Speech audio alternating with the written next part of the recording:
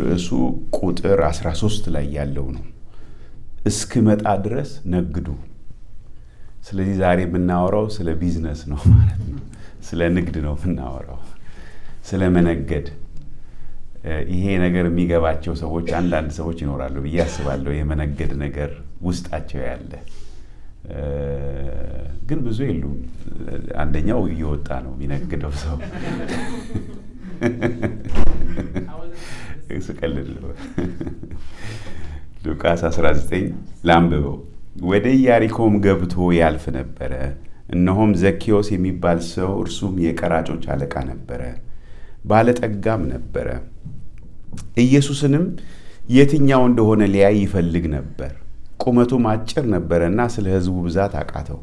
በዚያችን መንገድ ያልፍ ዘንድ አለውና ያየው ዘንድ ወደፊት ሮጦ በአንድ ሾላ ላይ ወጣ። ኢየሱስም ወደዚያ ስፍራ በደረሰ ጊዜ አሻቅቦ አየና፣ ዘኬዎስ ሆይ ዛሬ በቤትህ ውል ዘንድ ይገባኛልና ፈጥነህ ውረድ አለው። ፈጥኖም ወረደ፣ በደስታም ተቀበለው። ሁሉም አይተው ከኃጢአተኛ ሰው ጋር ሊውል ገባ ብለው አንጎራጎሩ። ዘኬዎስ ግን ቆሞ ጌታ ሆይ ካለኝ ሁሉ እኩሌታውን ለድሆች እሰጣለሁ፣ ማንንም በሐሰት ከስሼ እንደሆን 4 እጥፍ እመልሳለሁ አለው።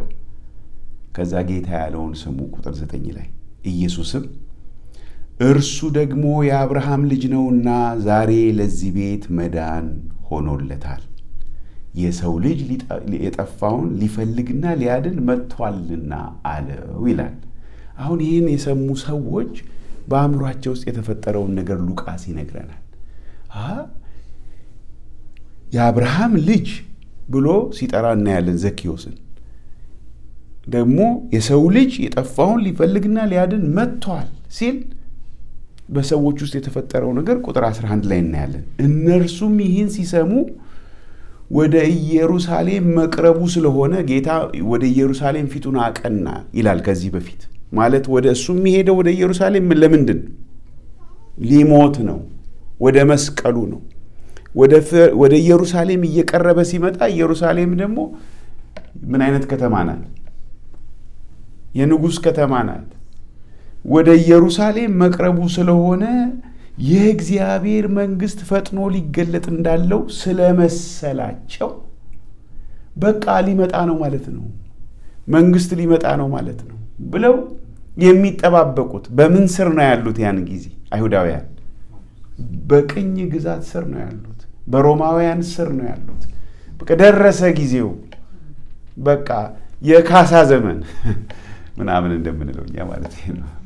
ደረሰ፣ በቃ ቀኑ መጣ፣ መንግስቱ ሊመጣ ነው ብለው ፈጥኖ ሊገለጥ ነው ብለው ስለመሰላቸው ልባቸውን አይደል የሚያውቅ ጌታ፣ ልባቸውን ስላወቀ ምሳሌ ነገራቸው።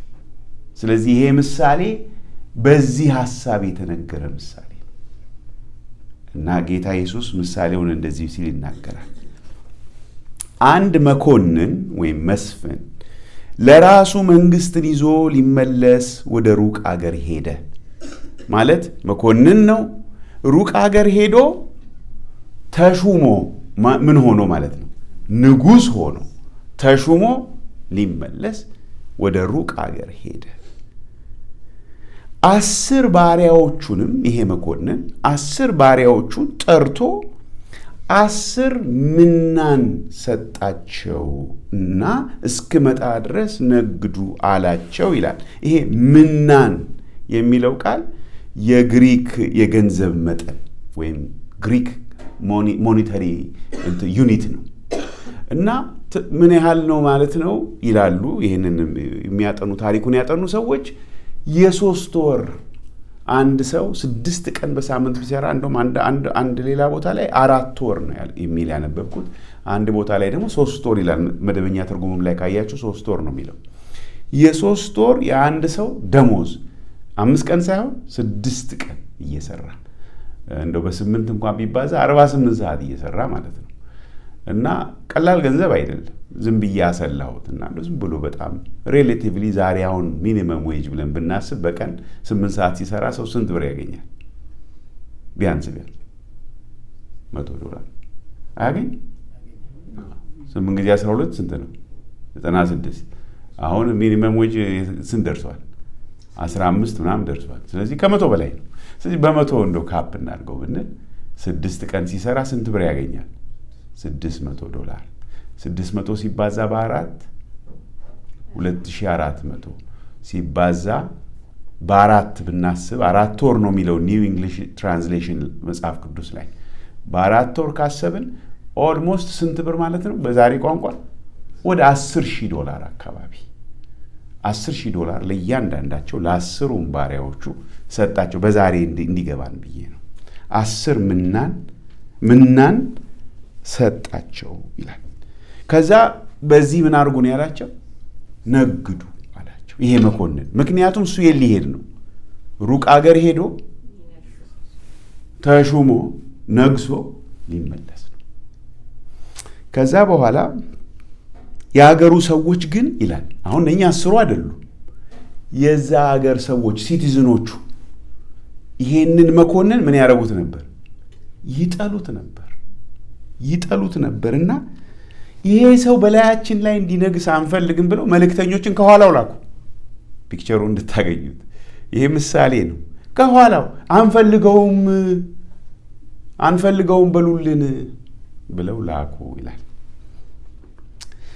ግን እሱ ግን እነሱ የፈለጉትን ይበሉ እንጂ መንግስትን ተቀብሎ መጣ፣ ተሹሞ መጣ። መንግስትንም ይዞ በተመለሰ ጊዜ ገንዘብ የሰጣቸውን ያንን $10,000 ብለን እንዳሰብነው የሰጣቸውን እነዚያን ባሪያዎች ነግደው ምን ያህል እንዳተረፉ ያውቅ ዘንድ እንዲጠሩለት አዘዘ ይላል። አሁን ንጉሥ ነው። ንጉሱ በሉ አምጡ እስቲ ምን ያህል አተረፋችሁ ብሎ ይጠይቃቸዋል። አንደኛው ቀረብ አለና ጌታ ሆይ ምናንህ 10 ምናን አተረፈ ይላል። ማለት በፐርሰንቴጅ ካሰብነው ስንት ማለት ነው? 1 ምናን 10 ካተረፈ ስንት ነው? ሂሳብ አንዱ 10 ሲሆን 1 ብር 10 ብር ከሆነ ስንት ፐርሰንት አተረፈ ማለት? 100% 1 ብር ካተረፈ ስንት ይሆናል? 2 ብር ይሆናል አይደል? 200% ካተረፈ 3 ብር ይሆናል። 10 ብር ከሆነ ግን ስንት አትርፏል? 1000% አትርፏል ማለት ነው። 10 ምናን አተረፈ አለው። እርሱ መልካም አንተ በጎ ባሪያ በጥቂት የታመንክ ስለሆንክ በ10 ከተማዎች ላይ ስልጣን ይሁንልህ ብሎ ሾመው ይላል። ስለዚህ ሪጂናል ጋቨርነር አደረገው ማለት ነው። የ10 ከተማ ጋቨርነር ጌታ ነው ይህን ምሳሌ የሚሰጠው። የሚገርም ነው በጣም። ሁለተኛውም መጥቶ ጌታ ሆይ ምናንህ፣ እንግዲህ ምናን ብለናል 10,000 ብር ብለን ብናስብ ስንት አተረፈ ደግሞ ይላል። ይሄ 5 ምናን። ስለዚህ ይሄ ደግሞ ስንት ፐርሰንት? 500% አተረፈል። መቼም አሪፍ ነው አይደል? 500% አትርፎ ሰው ይሰጣችሁ በጣም እኮ አሪፍ ነው። 500% አተረፈል። ይህንም ደግሞ አንተም በ5 ከተማዎች ላይ ሁን አለው። ሌላውም መጥቶ ጌታ ሆይ በጨርቅ ጠቅልዬ የጠበቅኋት ምናንህ እነሆ 1 ሳንቲም አልጎደለም፣ የሰጠኸኝን $10,000 ይኸው ተረከበኝ። እያያችሁ ነው፣ ተረከበኝ እያለ ነው።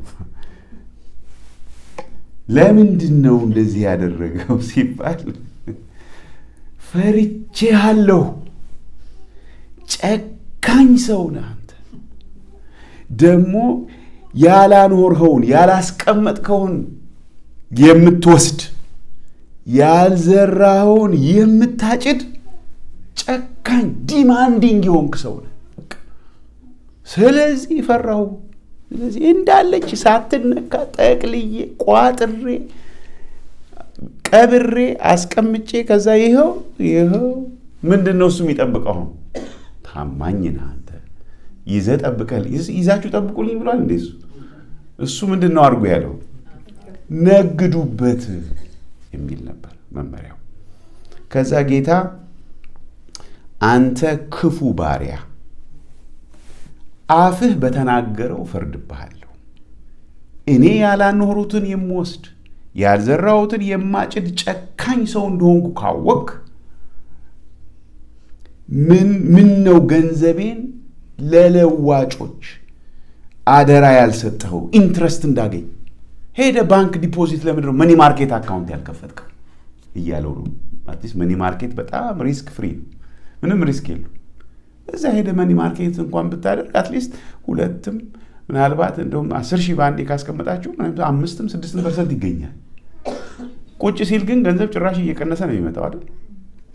አቅሙ እየቀነሰ ነው የሚመጣው። ስለዚህ እንዴት አላደረክም? ምን አይነት ክፉ ነጋዴም አይደለም ይሄ ነጋዴ፣ እነኛ ናቸው ነጋዴዎች ሁለቱ። ይሄኛው ምንድን ነው እንበል ሰነፍ ግን ፈርቶ ነው በኋላ ሪስክ ወስጄ እንዲህ ባደርግ ምናምን ደግሞ የጨካኝ መጥቶ ደግሞ ማንቁርቴን ቢይዘኝስ ምናምን ብሎ እኮ ነው አጠብቅለታለሁ አስቀምጥለታለሁ ነው እኮ እያለ ያለው። በሱ ቤት እኮ ጥሩ ነገር ነው እያደረገ ያለው። ግን የጌታ ግን ሐሳብ 10,000 ብር ዶላር ወይም እዚህ አንድ ምናን ሲሰጠው ግን ሄደ ነግድ የሚል ነው። ከዛ በኋላ ብትሰጥ ኖሮ ለለዋጮች ከትርፉ ጋር እኔ መጥቼ ወስደው ነበር አለ። ቢያንስ በቃ እኔ መነገድ ፈራሁ፣ ሪስኩንም ፈራሁ። ግን ይሄ ብር ደግሞ ዝም ብሎ ሳይሰራ እንዳይቀር ብዬ አንዳንድ ነገር አደረኩ፣ ኢንቨስት አደረኩት። እዚህ ጋር ሪስኩ በጣም ሚኒመም የሆነ ኢንቨስትመንት ውስጥ አስገባሁት እና ትንሽም ቢሆን 500%፣ 1000% ምናምን ሳይሆን 10% አትርፌያለሁ። ስለዚህ አንዱ ምናን ቢያንስ ግማሽ ምናን ይዞ ጨምሮ ከመጣ የሆነ ነገር ሰርቷል። በዚያም ቆመው የነበሩትን ይላል ቁጥር 24 ላይ ምናኑን ውሰዱበት። እንዴ የሰሩትን ቼክ አድርጎ ለካ አይቀበልም። ያንን ለነሱ ነው ለካ ነግዱበት ብሏቸው እነሱ የሚያገኙት እነሱ ናቸው ለካ ለሱ ነው የሚነግዱት፣ ግን እነሱ ናቸው ተጠቃሚዎቹ። ውሰዱበት ብሎ ከዛ በኋላ 10 ምናን ላለው ስጡት አላቸው ይላል። ፌር አይደለም ይሄ ደግሞ ማለቴ ባለ 10 ምናን ብዙ ተንበሽብሿል። ኦልሬዲ በቃ ብዙ ነው ያለው እና በቃ እንዴ ተሳስተህ እንደሆነ ምን አሉት እነሱ? እንዴ ጌታ ሆይ እንዴ 10 ምናን አለው አሉት። ልክ እንደማያውቅ ማለት ነው። 10 ምናን አለው እንዴት ለሱ እንሰጣለን ነው? ይሄን አንድ ምናን ምን ይሰራለታል? እሱ ኦልሬዲ አለው። ከዛ መለሰላቸው እላችኋለሁ ላለው ሁሉ ይሰጠዋል፣ ከሌለው ግን ያው ያለውስ እንኳ ይወሰድበታል። ነገር ግን ይላል ደግሞ አሁን ሌላ ቶፒክ ነው። እነዚያን በላያቸው ልነግስ ያልወደዱትን ጠላቶቼን ያገሩ ሰዎች ማለት ነው ወደዚህ አምጧቸውና ጌታ ኢየሱስ ነው ይሄን የሚናገረው። ምንድን ነው የሚለው? እስቲ እንበለው አብረን። በፊቴም እረዷቸው። ማረድ ታውቃላችኋል? በግ ነው እኛ ምናውቀው ሲታረድ። አሁን ዛሬ ብዙ በግ ታርዷል እኛ ሀገር። እዚህ ጋር ግን እንዲታረዱ ማንን ነው የሚለው? የጌታን ጠላቶች እረዷቸው የሚል ነገር እናያለን። ይሄን ምሳሌ ለምንድን ነው የነገራቸው? አሁን ተመልሰን ወደ ኋላ ስንመለከት የእግዚአብሔር መንግስት በቃ ፈጥና ልትገለጥ መስሏቸው ነበር። ስለዚህ እንደዛ እንዳይደለ በሐሳባቸው ውስጥ ኮሬክሽን እንዲመጣ ማስተካከያ የሚያመጣ ምሳሌ ነው የሚነግራቸው። አሁን እዚህ ውስጥ ያሉትን ገጸ ባህሪያት ስንመለከት ማንን እናያለን? ራሱን መስፍኑን ሄዶ ንጉሥ ሆኖ ተሾሞ የሚመጣውን መስፍን ወይም መኮንን። ሌላ ማን አለ? እነኚህ 10 ባሪያዎች ናቸው። 3ቱ ናቸው ምላሽ ሲሰጡ የሰማነው እንጂ 10 ባሪያዎች የመኮንኑ የንጉሱ። እሺ ሌሎች ደግሞ ማን አለ? የአገሩ ሰዎች ሲቲዝንስ፣ አገሬው ማለት ነው። የአገሬው ሰው አንፈልግም ብሎ መልእክተኛ የላኩት። እሺ ሌላስ? ሌላ አለ የምናየው ገጸ ባህሪ እዚህ ውስጥ። መልእክተኞቹም አሉ ነገሩ ተልከው የሄዱ አንፈልግም ይሄ ሰውዬ እንዲነግስ በኛ ላይ አንፈልግም ያሉ አሉ። ሌላ አለ እንዴ? ሸዋሚው አለ። ሩቅ ሄዶ ይሄ መስፍን ተሹሞ ነው የሚመጣው፣ መንግስት ይዞ ነው የሚመጣው። ፒክቸሩ ግልጽ ነው አይደል? ይታያችኋል። ስለማን ነው መስፍኑ? ማን? ራሱ ጌታችን ኢየሱስ ክርስቶስ። ትዝ ይላችሁ እንደሆነ ከትንሣኤው በኋላ ያለው ምንድን ነው? ስልጣን ሁሉ በሰማይም በምድርም ተሰጥቶኛል ብሎ ነው ሂዱ ያላቸው። አሁን ማንን? ባሮቹን። የአገሬው ህዝብ ደግሞ እነማን ናቸው ካላችሁ ስትመለከቱ እነማን ናቸው የአገሬው ህዝብ? ለምሳሌ አይሁዶች። ወደ ገዛ ወገኖቹ መጣ፣ የገዛ ወገኖቹ አልተቀበሉትም። ስቀለው፣ በርባን ይፈታልን፣ ይሄን አንፈልገውም፣ የአይሁድ ንጉሥ እያለ ለጠፈለታል። የአይሁድ ንጉሥ ብሎ ጲላጦስ እንደ አንተ ነህ እንዴ እያለው የአይሁድ ንጉሥ የአይሁድ ንጉሥ ነኝ ይላል። ነው እንዴ? ነው ግን አላመኑበትም። ስለዚህ አልተቀበሉትም። እነኚህ የአገሬው ሰዎች ናቸው። ባሪያዎቹ በዚህ ክፍል ውስጥ የምናያቸው እነማን ናቸው? ለጌትነቱ አሜን ብለው የተገዙ እርሱን ያመኑበት እነሱን ያመለክታል። አማኞቹን ለምሳሌ ደቀ መዛሙርቱን በእርሱ ያመኑትን የተቀበሉትን በላቸው። በዮሐንስ ወንጌል ምዕራፍ 1 ቋንቋ ለተቀበሉት። አሁን የተቀበሉት ሰዎችን ነው እንግዲህ ደግሞ ስለነሱ ተጨማሪ ሐሳብ እንመለከታለን እዚህ ክፍል ውስጥ። የተቀበሉትን ጠርቶ ገንዘብ ሲሰጣቸው እናያለን፣ ይነግዱ ዘንድ። ይሄ መስፍን አሁን ወደ ምሳሌው ግን የሚያመለክተው ምንድን ነው? ጌታ ከሞት ከተነሳ በኋላ ይሄድና ያርግና ከዛ በኋላ በእግዚአብሔር ፕሮግራም መንግስትን ይዞ ይመጣል። እስከዛ ድረስ እሱን የተቀበሉት ሁሉ ስራቸው ምንድን ነው? መነገድ ነው። ስለዚህ ይሄ የነጋዴዎች ማህበር ነው። ንግድ ላይ ነው ያለነው ወገኖቼ፣ ነጋዴዎች ነን። ኢየሱስ ክርስቶስን የተቀበሉ ሁሉ ነጋዴዎች ናቸው። የተሰጣቸው ነገር አለ። የተሰጣቸውን እዚህ ላይ ስትመለከቱ በሌላ ምሳሌ ላይ ለአንዱ 5፣ ለአንዱ 2፣ ለአንዱ 1 የሚል ሌላ ምሳሌ አለ። እዚህኛው ላይ ግን እንደዛ አይደለም። ለእያንዳንዳቸው ስንት ነው የሰጣቸው? እኩል ነው። አንድ ምናን ለ10 የሰጠው። ምናን ማለት የ3 ወይም የ4 ወር ደሞዝ። ስለዚህ ለሁላችንም እኩል የተሰጠንን ስጦታ ማሰብ እንችላለን። እኩል የተሰጠን። ለእሱ ብዙ ሰጥተዋል፣ ለእሷ ብዙ ሰጥተሃታል እማንለው ግን እኩል የተሰጠን ነገር አለ እና ያ የተሰጠን ነገር ደግሞ ምን እናደርግበት ዘንድ ነው? እንሰራበት፣ እንነግድበት ዘንድ፣ የእርሱን ስራ እንድንሰራበት ምሳሌ ስለሆነ ማለት ነው። ገንዘብ ነው የምናየው እዚህ ላይ የገበያ ነገር ነው ሐሳቡ። ግን መንፈሳዊ ትርጉሙ ግን እግዚአብሔር የሰጠን ነገር የሰጠን እንሰራበት ዘንድ ነው። ለምሳሌ እኛ ሁላችን እኩል የተቀበልነው ከእግዚአብሔር ስጦታ እስቲ እናስብ። ምን አለ? እንሰራበት ዘንድ የዘላለም ሕይወት አግኝተናል። እንሰራበት ዘንድ የእግዚአብሔርን ስራ እንሰራበት ዘንድ ለሁላችን እኩል የተሰጠ ነገር እስቲ መንፈስ ቅዱስ ተሰጥቶናል፣ ቃሉ ተሰጥቶናል።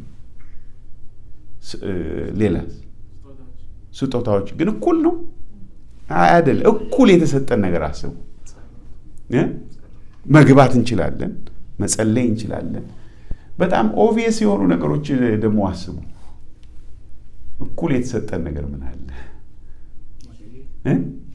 ጊዜ እኩል የተሰጠን። ሁላችንም 7 ቀን አለን፣ 24 ሰዓት ደግሞ በእያንዳንዱ ቀን አለን። ሁላችንም የምንስበው አየር አለ። ሁላችንም ብዙ የተሰጡን ስጦታዎችን በሙሉ እንግዲህ ቀስ ብለን ማሰብ አለብን። ምክንያቱም ጌታ ይሄን ምሳሌ የሰጠው ገና ስለሆነ ኤክሳይትድ ሆናችሁ አጉል ጥበቃ ውስጥ እንዳገቡ። አጉል ጥበቃ ማለት ምንድን ነው? ገና ረጅም የሚቆይ ነገርን በቃ አሁን ሊሆን ነው ብሎ መጠበቅ ማለት ነው። በወንጌል ውስጥ የምናነባቸው የተለያዩ ሰዎች አሉ። የእግዚአብሔርን መንግስት ይጠባበቁ ነበር፣ የእግዚአብሔርን መንግስት ይጠባበቁ ነበር የሚል እናስታውሳለን። እዚህ ውስጥ ለምሳሌ አንደኛውን ለምሳሌ ያህል ብናነሳው ጌታ ኢየሱስ ክርስቶስ ሉቃስ ምዕራፍ 23 ላይ ሄዳችሁ ካያችሁ ቁጥር 50 ላይ ጌታ ኢየሱስ ነፍሱን በታላቅ ድምፅ ጮሆ ለአባቱ ከሰጠ በኋላ ቁጥር 50 ላይ እነሆም በጎና ጻድቅ ሰው የሸንጎ አማካሪም የሆነ ዮሴፍ የሚባል ሰው ነበረ። ይህም በምክራቸውና በስራቸው አልተባበረም። ጌታን ለመግደል ለመስቀል በተደረገው ነገር አልተባበረም። እንግዲህ ይሄ ሰውዬ ምን አይነት ሰው ነው? ሸንጎ ውስጥ ያለ አማካሪ ነው። እንደገና ደግሞ በጎና ጻድቅ ሰው ነው። ከአይሁድ ከተማ ሆኖ እርሱ ደግሞ ምን ይላል? የእግዚአብሔርን መንግስት ይጠባበቅ ነበር ይላል። ዮሴፍ የአርማጥያሱ ዮሴፍ የእግዚአብሔርን መንግስት ይጠባበቅ ነበር። ልክ ጌታ ኢየሱስ ክርስቶስ ከሞተ በኋላ ሄዶ ምን ሲያደርግ ነው የምታዩት? ወደ ጲላጦስ ቀረበና ጥያቄ ያቀረበ፣ የኢየሱስን ስጋ ለመነው ይላል። አሁን የአርማጥያሱ ዮሴፍ የኢየሱስን ስጋ ለምነ ተቀበልና ከዛ በኋላ በተልባ እግር ሸፍነህ ከዛ መቃብር ስፍራ ፈልገህ ቅበረው የሚል መመሪያ ተሰጠው የሚል የለም። ተሰጥቶትም ላይሆን ይችላል ማለት በቀጥታ ማለት ነው። ግን በቃ በውስጡ ግን የነበረውን ነገር ስትመለከቱ አልተባበረም ከአመፃው ጋር ጌታን አሳልፎ ለመስጠት። ከዛ በኋላ ሄዶ ፕሮሚነንት ታዋቂ የተከበረ ሰው ስለሆነ ሄዶ ለመነ፣ ስጋውን ተቀበለ። ከሴቶች ጋር ሆኖ ያንን ሰውነቱን ሸፈነው፣ ከፈነው ይላል በዚህኛው ላይ ቋንቋው። ከዛ በኋላ ደግሞ ማንም ባልተቀበረበት መቃብር ውስጥ አኖረው ይላል። ይሄ ሰውዬ የእግዚአብሔርን መንግስት የሚጠባበቅ ሰው ነበር ይላል ሉቃስ። እንግዲህ ሉቃስ ይሄን ሲጽፍ ይሄን ጽፏል። አስቀድሞ ግን ስለ መስፍኑ ሲያወራ ወይም ስለዚህ መኮንን የሚለው እዚህ ላይ ሲያወራ ሩቅ አገር ሄዶ መንግስት ይዞ የሚመጣ ብሎታል ጌታ። ስለዚህ መንግስቱን የሚጠባበቅ ሰው ባለው ነገር አርማጥያሱ ዮሴፍ ምን ነበረው? ማንም ያልተቀበረበት ምን ነበረው? መቃብር ነበረው። ደግሞ ይሄንን የተልባ እግር መግዛት ይችል ነበር ማለት ነው። ገዛ፣ ያንን ገዛ። ደግሞ ሄዶ ጲላጦስን የመጠየቅ ደግሞ ምን ነበረው? ስልጣን ነበረው፣ አክሰስ ነበረው። ስለዚህ ሄደ፣ ተጠቀመ አክሰሱን። ከዛ ደግሞ አገኘ። ይሄ ነገር በእግዚአብሔር ዘንድ ዋጋ የለውም። የሚሰራው ስራ እዚህ ላይ በጣም ዋጋ አለው። ይኸው ለእኛ ተጽፎልናል። እንኳን ሊረሳ ለእኛ ያለፉ 2000 ዓመት የኖሩ ሰዎች በሙሉ እያነበቡት ነው። ገና ወደፊትም አርማጥያሱን ዮሴፍ እናገኘዋለን። የእግዚአብሔርን መንግስት ይጠባበቅ የነበረ ሰው። ስለዚህ የእግዚአብሔርን መንግስት በመጠባበቅ ላይ ያሉ የጌታ ባሪያዎች ወደ ክፍላችን ተመልሰን ስንመለከት የሚነግዱበት ነገር ሰጣቸው ማለት እግዚአብሔር ቅድም ወንድሜ ሚኪ ሲናገር ነበር። ከእግዚአብሔር ያልተቀበልነው የራሳችን የምንለው ነገር ምን አለ? ጥያቄ ነው። ምን አለ ያልተቀበልነው ነገር? ሐዋርያው ጳውሎስ በአንደኛ ቆሮንቶስ ምዕራፍ 4 ላይ እንደዛ ይላል። አንደኛ ቆሮንቶስ ምዕራፍ 4 ቁጥር 7 ላይ አንተ እንድትበልጥ ማን አድርገዋል? ያልተቀበልከውስ ምን አለ? ይህ እኮ ማሳሰቢያ እኮ ነው። ማን ነው አንተን ከሌላው የተሻልክ እንድትሆን ያደረገ? ያልተቀበልከው ምን አለ?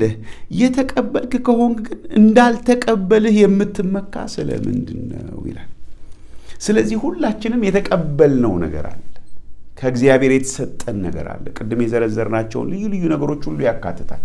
እኔ እዛ ዝርዝር ውስጥ አልገባም። ስጦታዎች ብለን ልናስብ እንችላለን። የመናገር ችሎታ አንዳንዶቻችን እግዚአብሔር ሰጥቶናል። አንዳንዶቻችን ሌላ ሰርቭ የምናደርግበት ልዩ የሆነ ሰዎችን ለማገልገል የሚናፍቅ ነገር ውስጣችን ሊኖረን ይችላል። ግን ከኛ አይደለም፣ የተቀበልነው ነገር ኢንፍሉዌንስ የማድረግ ሰዎችን ከሰዎች ጋር ኢዝሊ መግባባት የምንችል ሰዎች ልንኖር እንችላለን። የኔ ጥበብ የኔ ችሎታ ብለን ካሰብነው እንሳሳታለን። ተሰጥቶን ነው። ምክንያቱም ሁሉም ሰው እንደዛ ማድረግ አይችልም። የተሰጡን ነገሮች አሉ። we have to take inventory። ምንድን ነው የተሰጠኝ ነገር? አንድ ነጋዴ፣ ጎበዝ ነጋዴ ሁልጊዜ አካውንቱን ያያል። ምን ያህል ገንዘብ አለኝ? ምን ያህል ኢንቨስት መደረግ ባለበት ቦታ ላይ ኢንቨስት እየተደረገ ነው ወይ ያለኝ ንብረት ቼክ ያደርጋል። እንደውም አንዳንዶች በጣም አቅማቸው ከፍ ያሉት ራሳቸው ስለማይችሉ ይሄንን ሃንድል የሚያደርግላቸው አካውንታንት ይቀጥራሉ፣ የሚያጠና። ምክንያቱም በአግባቡ መያዝ ስላለበት፣ በአግባቡ መስተዳደር ስላለበት። የእያንዳንዳችን ህይወት እንደዛ ነው። የተቀበልነው ነገር አለ እና የተቀበልነው ነገር ደግሞ እንድናተርፍበት ነው፣ እንድንሰራበት ነው። የምንሰራው ደግሞ የእርሱን ስራ ነው፣ የራሳችንን ስራ አይደለም። ምክንያቱም አትርፈን ይኸው አተረፍኩልህ የምንለው ነው እንጂ አተረፍኩልኝ ወይም አተረፍኩ ይባላል አይባልም። አተረፍኩለት አንልም ለራሳችን፣ ወይም አተረፍኩላት አትሉም እህቶቻችን። አተረፍኩልህ ነው፣ ለሱ ነው፣ ለሱ የሚሆን ነገር ነው ወይ እያተረፍን ያለ ነው? ለሱ ምን ሰራህበት? ምን አደረግክበት? ምን አተረፍክበት? የሚል ጥያቄ ይጠይቃል።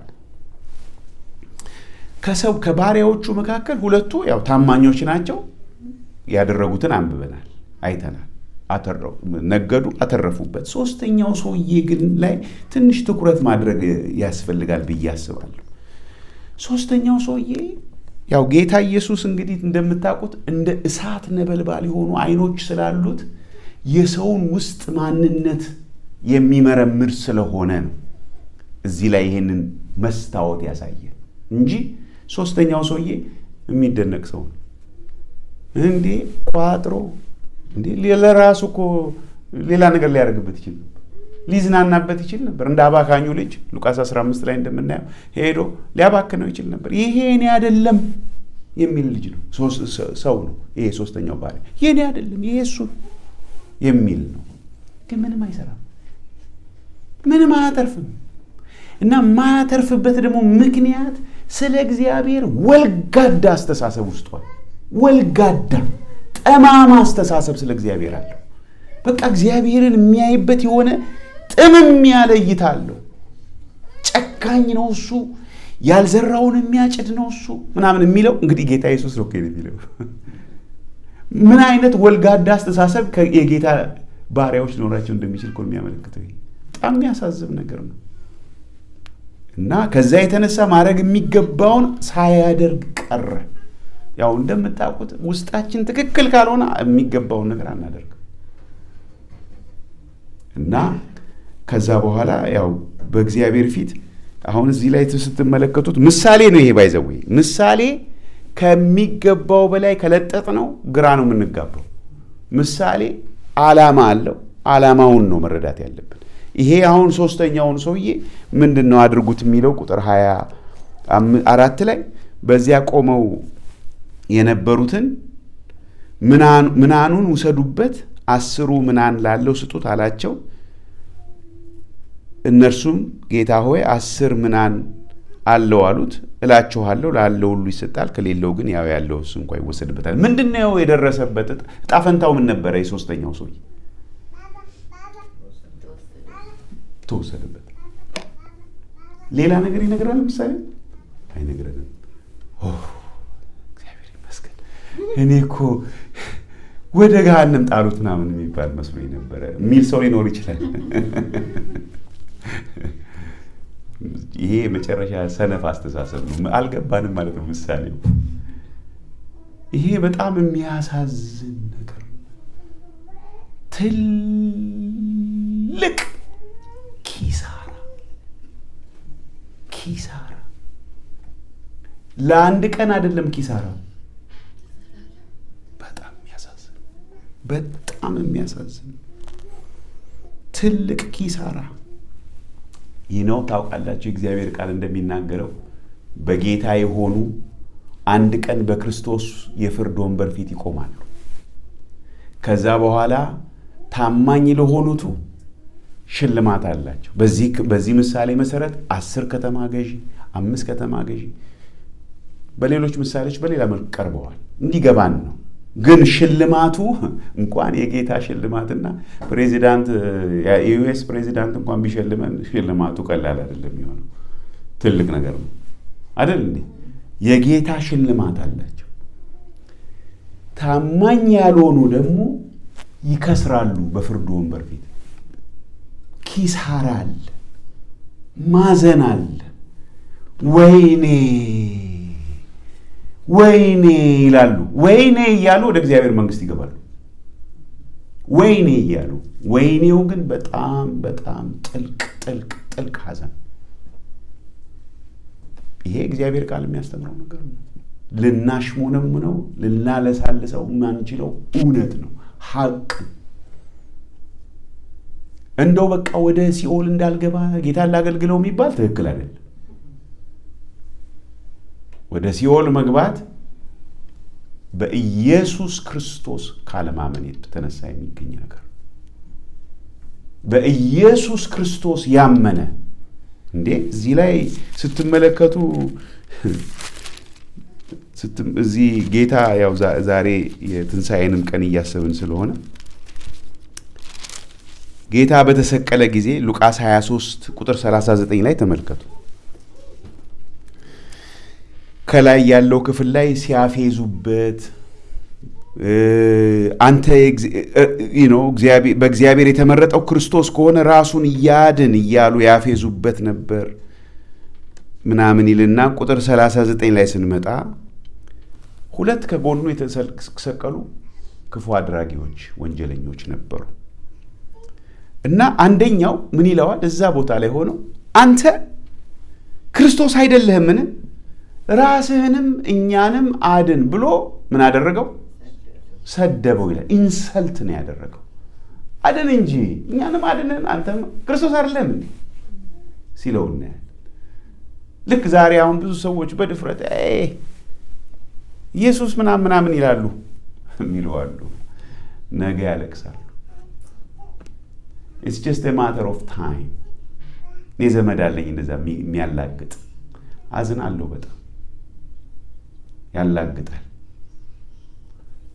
ልክ እንደዚህ እንደሚያደርጉት እዚህ ጋር ማለት ነው።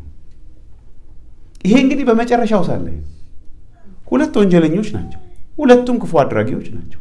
አንደኛው እዛም ጋር ሆኖ የፈለገውን ይናገራል። ሁለተኛው ግን መልሶ እንዲህ ይላል፣ አንተ እንደዚህ ባለ ፍርድ ሳለ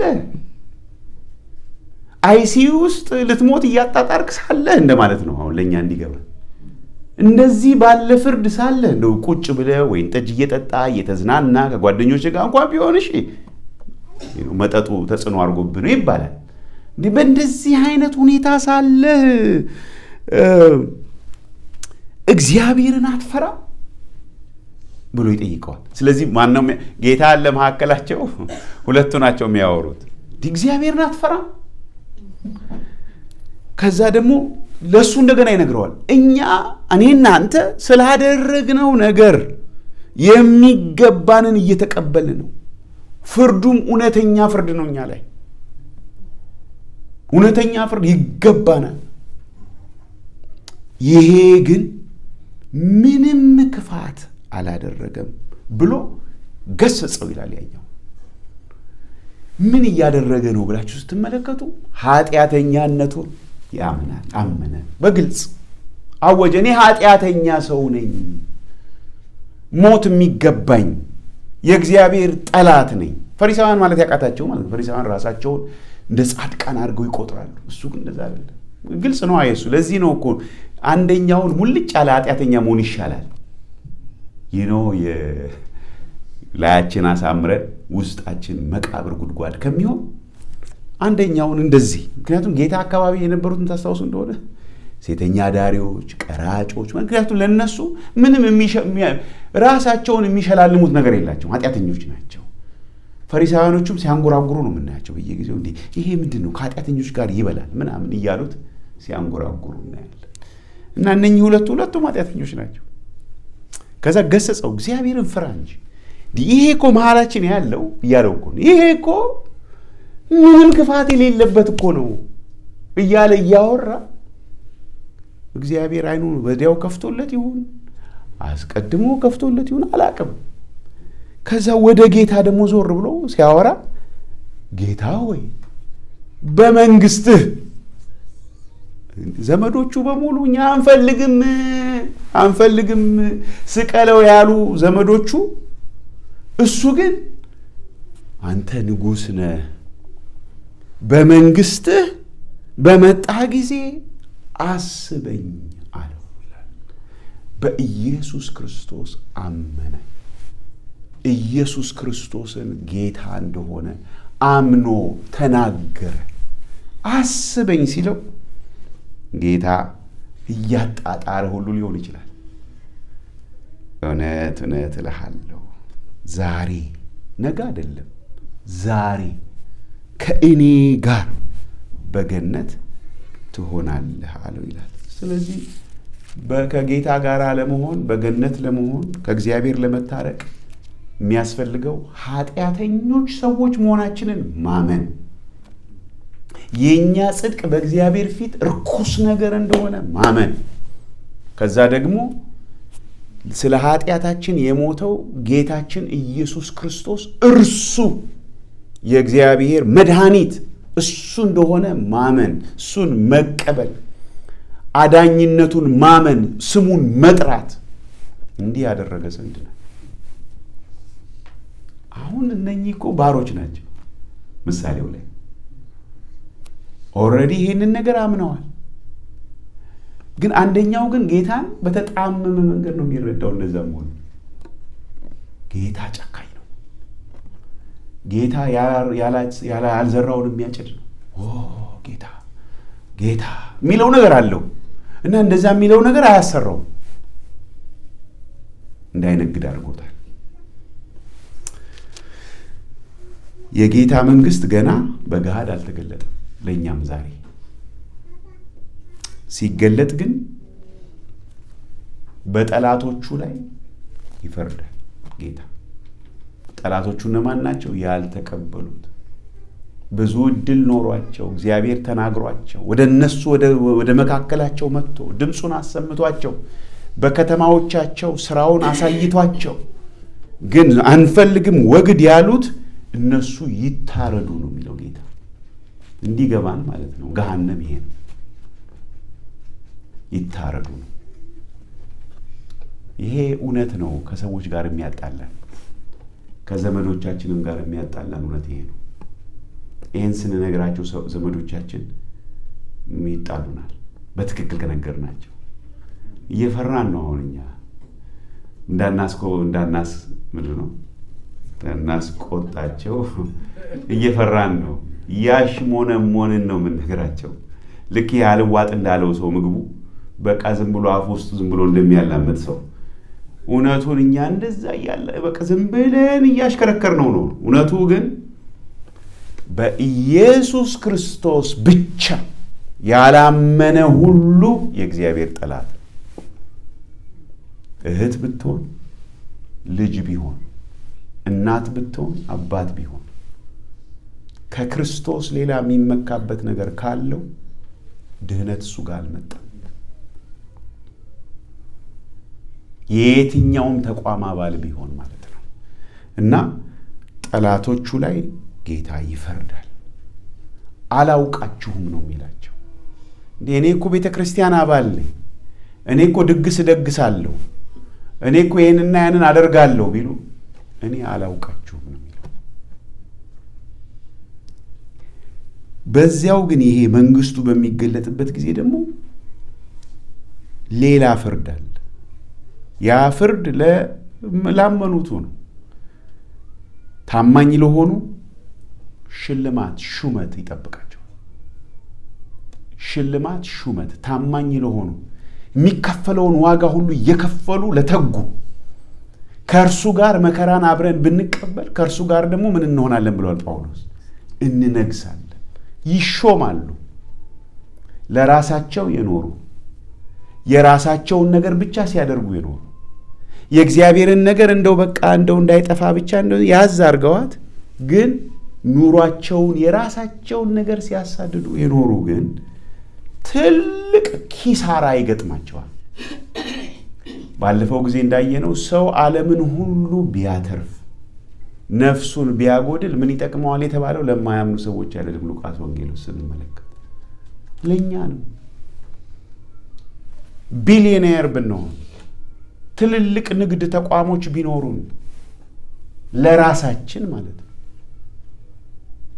ግን እግዚአብሔር የሰጠንን ስራ ግን ሳንሰራ ከኖር እግዚአብሔር ለኛ የሰጠንን ገንዘብ የሰጠንን እንድንነግድበት የሰጠንን ገንዘብ እንግዲህ ምሳሌ እንድንነግድበት የሰጠንን ጊዜ በተለይ አፍላውን ጊዜ የወጣትነትን ጊዜ አቅም እያለን በደህናው ጊዜ በኋላ አንችልም ማለት አይደለም። አንዳንዶቻችን እድሜያችን ከገፋ በኋላ ነው የጌታ ነገር ይገባል። ብዙ ሰዎች ትልልቅ ሆነው የጌታ ነገር ሲገባቸው አንዱ ኮምፕሌን የሚያደርጉትን ሰምታችኋል። ምን ነው የዛሬ 30 ዓመት ጌታን ባወቅኩ ኖሮ፣ ምን ነው የዛሬ 20 ዓመት ጌታን ባወቅኩ ኖሮ ይላሉ። እንደዛ ጌታን ያወቅን እኛ ግን 20 እንኳን ሳንሞላ ጌታን ያገኘን ሰዎች ግን እንዴት ነው ያሳለፍነው ዘመናችን? አንድ ሰው ሳናግር ነበር ትናንትና። በወጣትነት ዘመኔ ጌታ ሳገለግለው ቆየሁና በቃ ጌታ ወሮታዬን ከፈለኝ። አሜሪካን ሀገር አመጣኝ። ይፈረድኩበት አይደለም። አሜሪካን ሀገር አመጣኝ። እዛም ማልችለውን ቤት ገዛው እና ጥሩ ኑሮ እኖራለሁ።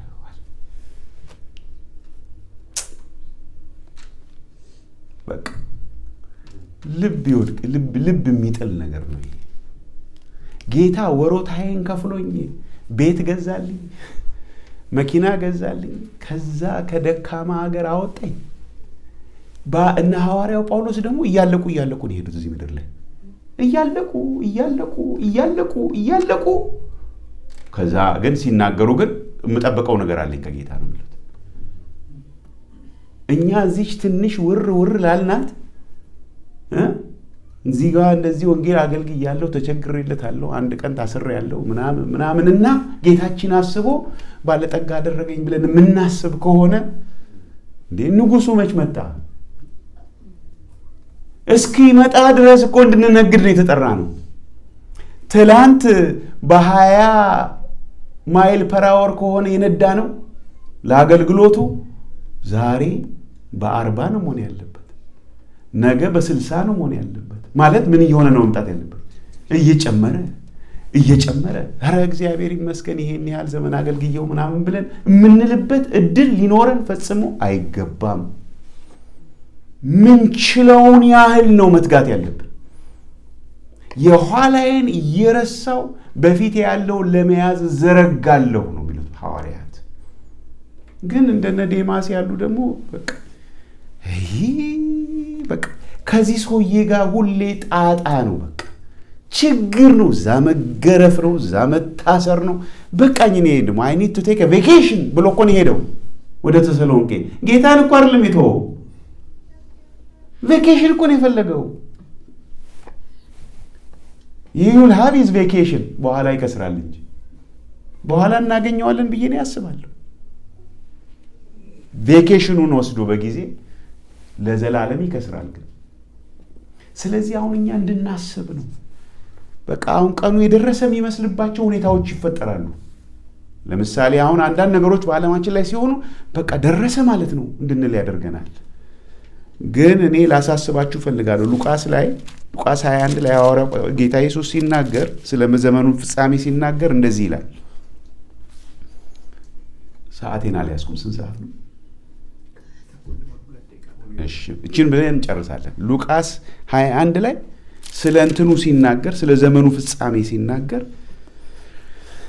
በዚያን ጊዜ ቁጥር 10 እንዲህ አላቸው፣ ሕዝብ በሕዝብ ላይ መንግስት በመንግስት ላይ ይነሳል፣ ታላቅም የምድር መናወጥና በልዩ ልዩ ስፍራ ቸነፈር ራብም ይሆናል፣ የሚያስፈራም ነገር ከሰማይ ታላቅ ምልክት ይሆናል። እንደዚህ ነገር ሆኗል። እንዲያው ከሰማይ ታላቅ ምልክት ነው አይታችኋል? አላየንም።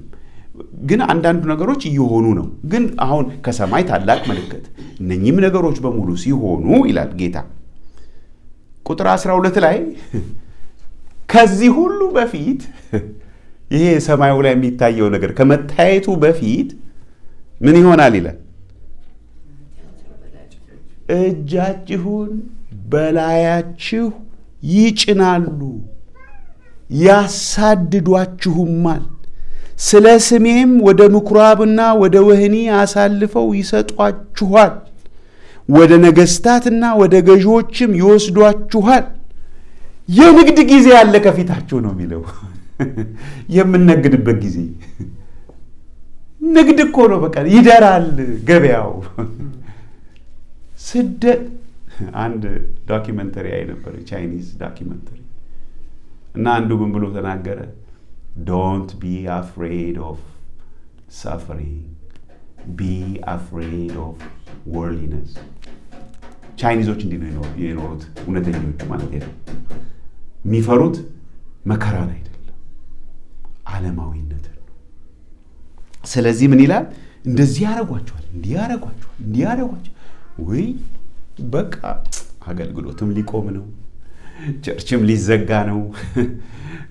በቃ ንግዱ ይሄ ሳይመጣ በፊት ቶሎ ቶሎ እንነግድ አይደለም። እንነግድ መነገዱን እየነገድን ከሆነ ይሄ ነገር ሲመጣ ደግሞ የበለጠ ማርኬቱ በቃ የጦፈ ሀት ማርኬት ውስጥ ነው የምንገባው። ምክንያቱም ምን ይሆንልናል ይላል በዚህ ጊዜ? ለምስክርነት ይሆንላችኋል። እንዴት እንድትመልሱ አስቀድማችሁ እንዳታስቡት። በሸንጎ ፊት ቆማችሁ ምንድን ነው ልዘጋጅ ምናምን የለም። መንፈስ ቅዱስ በሌላ ክፍል ላይ መንፈስ ቅዱስ ያስተምራችኋል ይላል። እዚህ ላይ ምን ይላል? ወደረኞቻችሁ ሁሉ ሊቃወሙና ሊከራከሩ የማይችሉትን አፍና ጥበብ ለሙሴ እንደተሰጠው እሰጣችኋል። ስልጣን ያለው ኮሂረንት የሆነ የእግዚአብሔርን እውነት በግልጽ የሚያውጅ አንደበት እሰጣችኋል።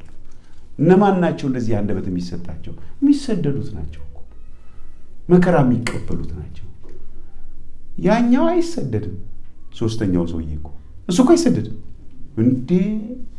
ምን በወጣው እሱ ቋጥሮ አስቀምጧል እግዚአብሔር የሰጠውን ነገር። ስለዚህ መከራ አይመጣበትም። ስለዚህ እግዚአብሔር እንድንሰራበት የሰጠን የእርሱን ስራ እንድንሰራበት የሰጠን ምንድን ነው? ምን አተረፍንበት? እኛ ለመሆኑ ከየትኛው ወገን ነን? የአገር ሰው ነን? የታመነ ባሪያ ነን? ያልታመነ ባሪያ ነን? እና ደግሞ እያተረፍን ካልሆነ ከተለያየ የአስተሳሰብ መዛባት የተነሳ ለምንድን ነው ምናኑን ለሚሰሩበት ማንሰጥ? ለለዋጮች ቢያንስ ኢንትረስት እንዲኖረው።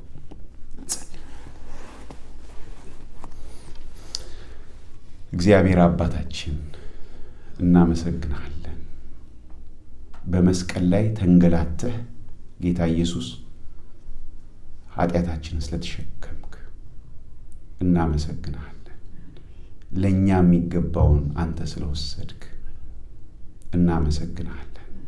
ምንም በሌለህ ምንም ኃጢአት ምንም ጥፋት ሳይኖርህ ጌታ ሆይ የእግዚአብሔርን ቁጣ አንተ ስለተሸከምክ፣ እኛ ልንጠጣው የሚገባውን ጽዋ አንተ ስለጠጣህ ጌታ ኢየሱስ እናመሰግናለን። አቤቱ ጌታ ሆይ ይሄ እውነት በትክክል ያልተረዱ እንዲረዱ ጌታ ሆይ በመንፈስ ቅዱስ የልቡና ብርሃን እንድትሰጥ በኢየሱስ ክርስቶስ እንጸልያለን። ይሄ እውነት ደግሞ ለገባን እና ደግሞ አሁን መንግስትህ እስከምትመጣ ድረስ በገሃድ በዚች ምድር እንድንቆይ ያደረግከን ጌታ ሆይ ልቡና እንድትሰጠን የሰጠህን ምናን ምን እንደሆነ እንድናውቅ ማትረፍ እንድንጀምር መስራት እንድንጀምር እየሰራንም ካለ ደግሞ በምንሰራው ነገር እየጨመርን እንድንመጣ ወዲያው እንዳንቀንስ ጸጋህ እንዲያግዘን በኢየሱስ ክርስቶስ ስም እንጸልያለን።